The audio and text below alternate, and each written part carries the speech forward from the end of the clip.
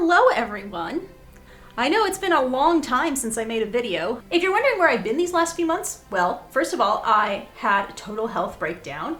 Second of all, I had some extreme life stress with one of my hobby spaces, not Dickens, because apparently all my hobby spaces have decided to be horrible and bigoted this time. And then we moved to this beautiful new house. Well, new to us. It's from 1915 and it has some beautiful historical details. You're probably laughing at me for calling something from 1915 old, but hey, I live in California and to us, that's freaking old. But before we get back to our regularly scheduled videos, not that my videos are regularly scheduled, it just happens to be a few days before Christmas. So I thought I would do what most YouTubers do and do something festive for the holidays. Even though I've been off the air for a long time, like Doctor Who, it's time to make a Christmas special. And the thing that most gets me into the holiday spirit is reading or seeing a movie or a play of Charles Dickens' A Christmas Carol. Actually, my favorite thing to do at Christmas time is to dance at the Fezziwig dance party at the Dickens Fair, but this is the second year in a row that's not possible. Oh, hi, baby. Hi, baby. Oh, hi. This is Dax. This is Dax. She's about 12 weeks old. And she's a snuggle bug and a brat. And by the way, if you wanted to know if the boycott is still on, it is very much still on. Management has still not met our minimum safety requirements, and we are not going back to work until they do. And my idea was, why don't I read a description of Regency Dancing from the Victorian era? And I just happened to have this Victorian copy of Charles Dickens' complete Christmas stories, and I thought I would sit here and read the Fezziwig Ball scene and analyze it for its Regency dance content, because of course Scrooge is living in 1840s, but his youth was in the Regency era, so it is relevant to our discussion of Regency dances. Even though Charles Dickens wasn't writing in the Regency was still within living memory, so the descriptions of it are, while not primary sources, they're very good secondary sources. The ghost stopped at a certain warehouse door and asked Scrooge if he knew it. "Know it?" said Scrooge. "Was I apprenticed here?" They went in, at the sight of an old gentleman in a Welsh wig sitting behind such a high desk that if he had been 2 inches taller, he must have knocked his head against the ceiling. Scrooge cried in great excitement, "Why, it's old Fezziwig! Bless his heart, it's Fezziwig alive again!" Old Fezziwig laid down his pen and looked up at the clock, which pointed to the hour of 7. He rubbed his hands, adjusted his capacious waistcoat, laughed all over himself, from his shoes to his organ of benevolence, and called out in a comfortable, oily, rich, fat, jovial voice, "Yo-ho there, Ebenezer, Dick!" Scrooge's former self, now grown a young man, came briskly in, accompanied by his fellow prentice. "Dick Wilkins, to be sure," said Scrooge to the ghost. "Bless me, there he is. He was very much attached to me, was Dick. Poor Dick, dear, dear. Yo-ho, my boys!" said Fezziwig. "No more work tonight. Christmas Eve, Dick. Christmas, Ebenezer. Let's have the shutters up," cried old Fezziwig, with a sharp clap of his hands, "before a man can say Jack Robinson." You wouldn't believe how those two fellows went at it. They charged into the street with the shutters. 1, 2, 3, had 'em up in their places. 4, 5, 6, barred 'em and pinned 'em. 7, 8, 9, and came back before you could have got to 12, panting like racehorses. "Hilly-ho!" cried old Fezziwig, skipping down from the high desk with wonderful agility. "Clear away, my lads, and let's have lots of room here. Hilly-ho, Dick! Cheer up, Ebenezer!" Clear away! There was nothing they wouldn't have cleared away, or couldn't have cleared away, with old Fezziwig looking on. It was done in a minute. Every movable was packed off, as if it were dismissed from public life forevermore. The floor was swept and watered, the lamps were trimmed, fuel was heaped upon the fire, and the warehouse was a snug, and warm and dry and bright a ballroom as you would desire to see upon a winter's night. In came a fiddler with a music book, and went up to the lofty desk, and made an orchestra of it, and tuned like 50 stomach aches. In came Mrs. Fezziwig, one vast substantial smile. In came the 3 Miss Fezziwigs, beaming and lovable. In came the 6 young followers whose hearts they broke. In came all the young men and women employed in the business. In came the housemaid with her cousin, the milkman. In came the boy from over the way, who was suspected of not having board enough from his master, trying to hide himself behind the girl from next door but one, who was proved to have her ears pulled by her mistress. In they all came, one after another, some shyly, some boldly, some gracefully, some awkwardly, some pushing, some pulling. In they all came, anyhow and everyhow. Away they all went, 20 couple at once, hands half round and back again the other way, down the middle and up again, round in various stations of affectionate grouping. So what we're hearing here is a bunch of typical Regency dance figures. Hands half round and back again, we would say in modern English country dance, we would call that a right-hand star halfway and a left-hand star back. Down the middle and up again, fairly self-explanatory. And I'm guessing the round and round means circling. Cats. Hi, Dax. Hi, Dax. Such a good girl. I thought we wouldn't be able to film this without her jumping into my lap. She loves laps, huh? You're such a lap cat. Actually, not really on my lap. You're more on my arm. Moving on. Old top couple always turning up in the wrong place. New top couple starting off again as soon as they got there. All top couples at last, and not a bottom one to help them. So what that's describing is a little chaos in the progression of the set. So the old top couple turning up in the wrong place means that the top couple has not moved down one place like you're supposed to every round of the dance for it to continue. And that can hold up the dance in various ways. You end up with just dancing with the same people over and over again. And if there are other people at the top waiting to come in, they can wait forever. And I've got 2 adorable little kittens that are being naughty. Hi, baby. Subscribe to my Patreon for more cat content. So, old top couple always turning up in the wrong place refers to the progression of the dance breaking down. I say in a lot of my videos that for English country dancing, the top couple is supposed to move down one place every round of the dance until they reach the bottom. And there's usually a figure within the figure sequence that makes up the dance that progresses the couple. But if the couple messes up that figure, they can either end up in the same place or a place they're not supposed to be, like 2 places down, 1 place up. And that would cause some chaos. The next thing they describe is new top couples starting off as soon as they get to the top. So this is a mistake that's clearly made out of overenthusiasm, because in English country dancing, when a former bottom couple finally reaches the top, they still have to wait out 2 more rounds before they can start dancing, because they need 2 more couples to join them at the top before they can dance down. So you can imagine if the top couple finishes at the top finally and then immediately dances down, that too is going to cause some problems. And then finally we see all top couples and not a bottom couple to be had. Well, I mean, if they're all starting out as soon as they get to the top, that's what's going to happen. But basically the chaos that's going to cause is that the top couples need bottom couples to do the figures with, and if they're all top couples, they have no other couples to do the figures with, so you can't really do the dance. All right, continuing on.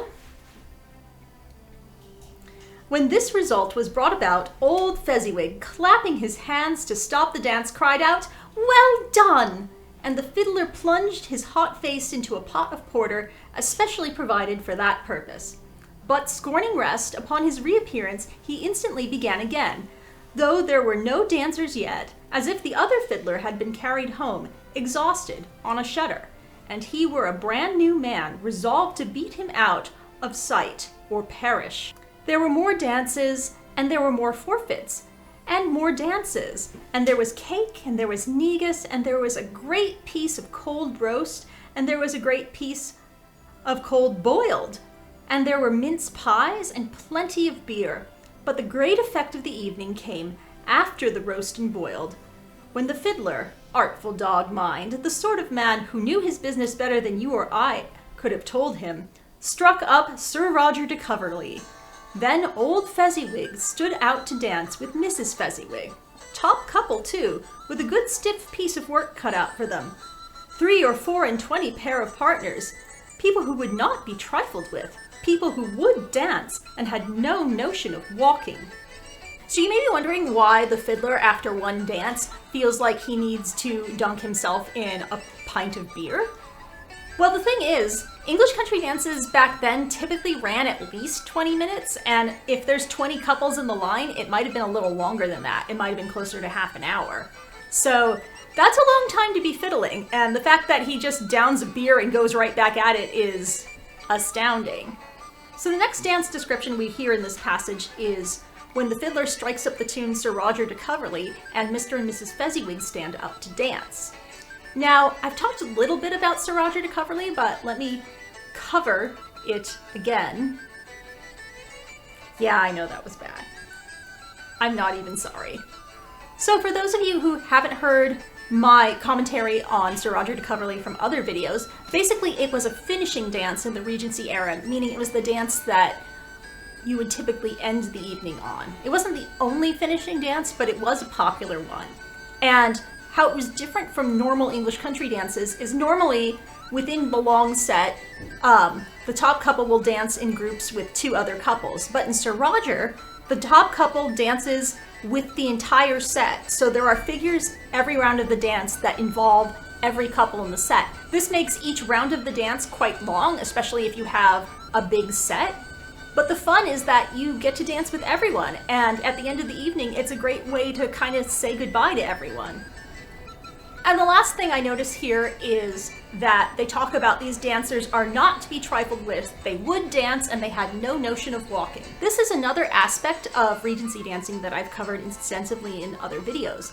That is that footwork was very important to them, so people wouldn't walk the figures unless they were extremely tired. In Mansfield Park, when Sir Thomas Bertram notices that Fanny is walking the figures at the end of the night at her coming out ball, he takes this as a sign of extreme fatigue and sends her to bed. All right, moving on back to the book.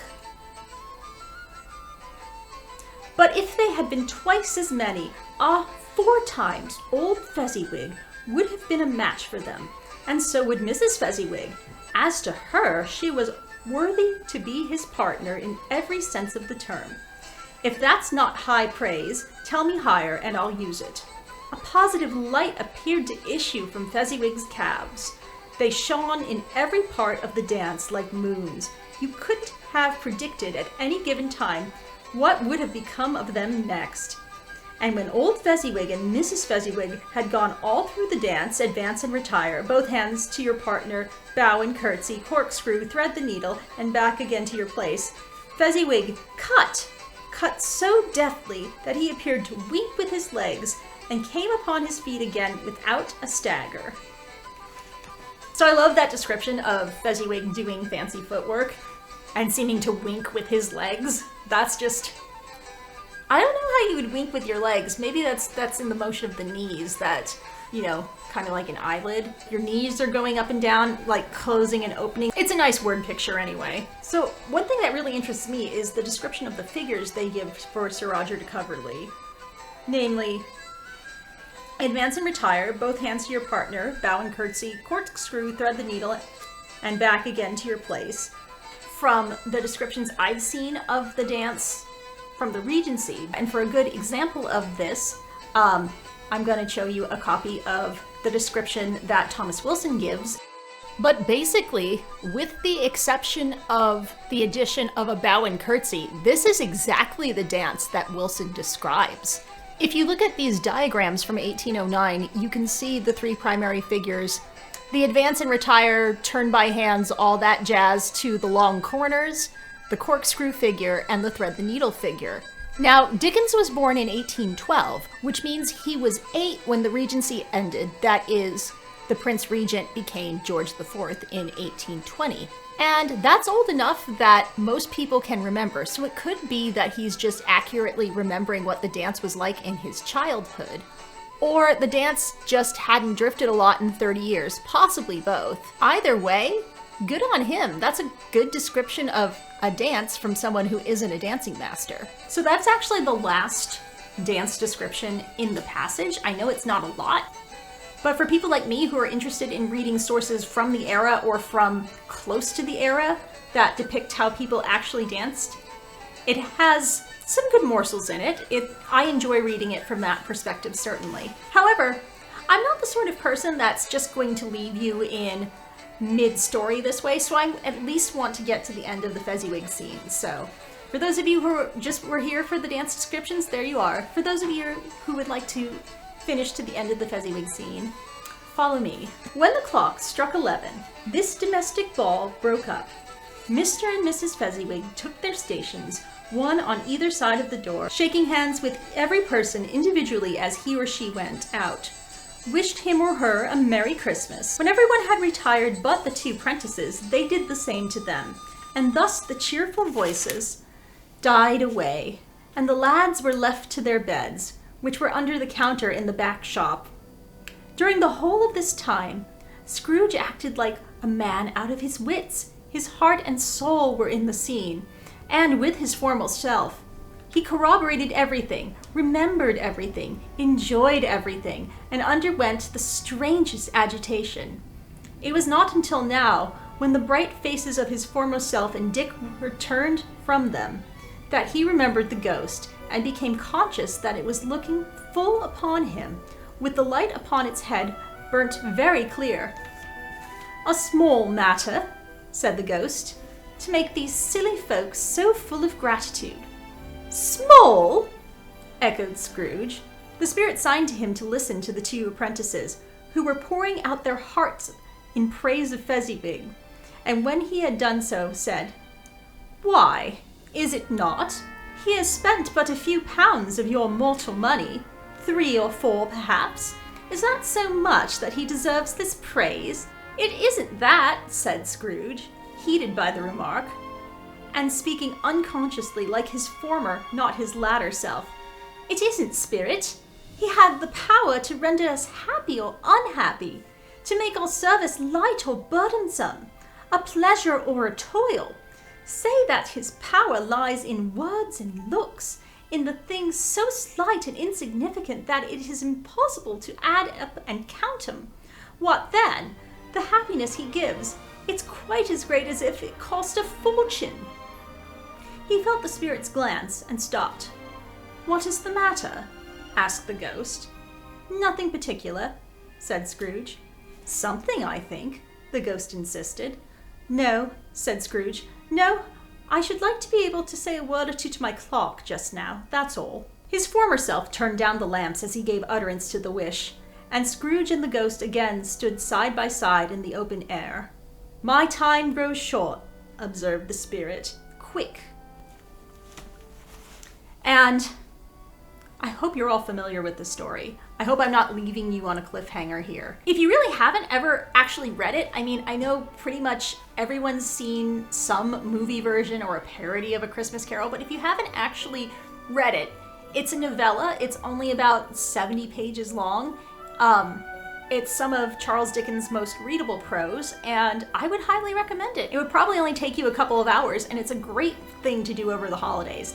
And if audiobooks are more your thing, you can get it read by some pretty famous celebrities. My favorite, personally, is it being read by Sir Patrick Stewart, who used to do a one-man version of A Christmas Carol, and indeed made a movie of A Christmas Carol where he played Scrooge, which is pretty decent in my opinion. But as someone who spent a decade of their life participating in the Dickens Fair every weekend, and now not to have it for 2 years, first due to pandemic and second due to boycott, it's really hard for me to get into the Christmas spirit without getting into A Christmas Carol. Really, The Christmas stories of Charles Dickens are my Christmas. I really think that they capture the spirit, the goodwill, the joy better than our modern movies and books. And it's my favorite thing to do this time of year. So thank you for indulging me. I hope I was able to give you some nice examples of descriptions of Regency dancing from about 30 years after the Regency. So still within living memory, certainly. So it's a good enough source. As I said, it's not perfect, but it's a good source. And I'm just having fun. So to all of you out there, if you celebrate Christmas, Merry Christmas. And if you don't, you still have my warm greetings, and I'll see you for the next video. Take care, everyone. Oh, hi, baby. Hi. Hey, what are you doing there?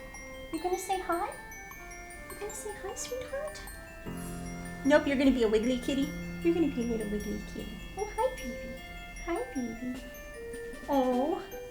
Oh, hi. So thanks for indulging me with reading one of my favorite stories and talking about the dances from it. If you enjoyed this video, please like us, share with your friends, subscribe, all that thing. I have a Patreon. It's mostly just to give me a little financial support, but I do have a few perks to go with them. So if you're interested in that, you can head on over to patreon.com to check that out. Of course, I haven't really had a lot of bonus content since I haven't had any content recently, but we're going to fix that. I usually close out by saying, have an ostentatiously good day. But since we're not covering Austen here, I guess have a Dickensianly good Christmas. And if you don't celebrate Christmas, just have a wonderful rest of your December and a happy new year. All right, take care, everyone. Bye.